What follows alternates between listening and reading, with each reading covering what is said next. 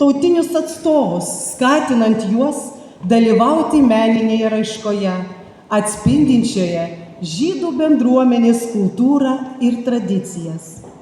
Saulėtekio mokykla, daugiafunkcis centras, jau daugelį metų vykdo projektus ir veiklas, kurių tikslas – siekti tautinių santykių darnos, ugdyti pilietiškumą, saugoti istorinę atmintį ir tiesti draugystės tiltus, jungiančius skirtingų tautų kultūras. Mūsų mokykla stipri ne tik savo sienomis, ji stipri čia gyvenančių 14 tautinių bendrijų vaikų draugystę, žmoniškais santykiais. Džiugu, kad šiuose namuose rusai, lenkai, baltarusiai, lietuviai ir kitų tautybių vaikai drauge šoka lietuvišką polką su ragučiais ir dainuoja lietuvių liaudies dainas, myli Maironį ir Čiurlionį, nori išmokti vieną seniausių Europoje melodingą lietuvių kalbą. Netrukus skambės Vilniaus Saulėtekio mokyklos daugiafunkcio centro himnas, kurį atliks mokyklos centro mokiniai.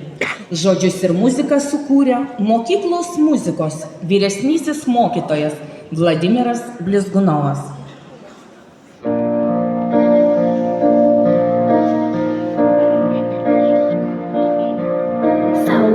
Saulėtekis, kai šypsosi saulė. Saulėtekis, kai juokias vaikai. Saulėtekio mokykla jūsų laukia. Ateikit tėvai ir vaikai. Nušvito diena, suskamba varpelis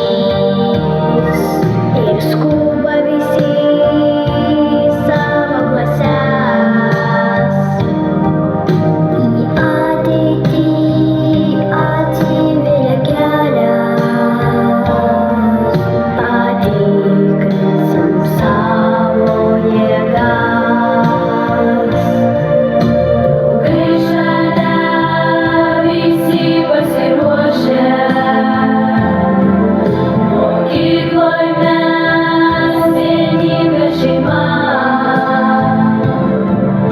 ir laukia mus prasminga kelionė su mokytojais šalia. Čia mūsų draugai, čia knygos ir juokas, sveika mokykla, tu mūsų mylima. Mokykla – tai išminties aukuras, tai sidabrinė jūra. Tik išsimaudęs jos gelmėj, tu gali tapti žmogum. Todėl aš suprantu, kodėl taip iškilmingai skamba šis mokyklos himnas. Atrodo, toks trapus, bet pasididžiavimo ir meilės pilnas. Saulėtekis, kai šypsosi saulė. Saulėtekis, kai juokas vaikai. Saulėtekio mokykla jūsų laukia.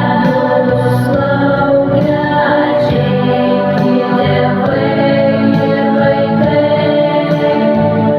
Mes girsime viešas, įveiksime viską, kartu mes pasieksim žymiai daugiau.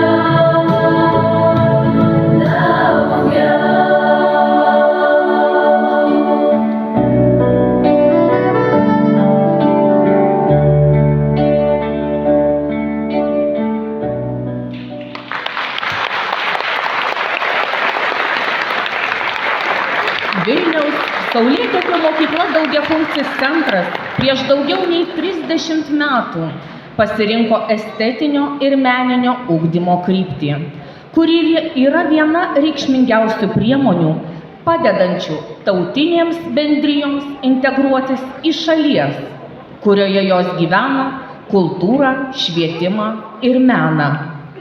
Kasmet mokyklos mokiniai ir mokytojai, meno studijų kolektyvai dalyvauja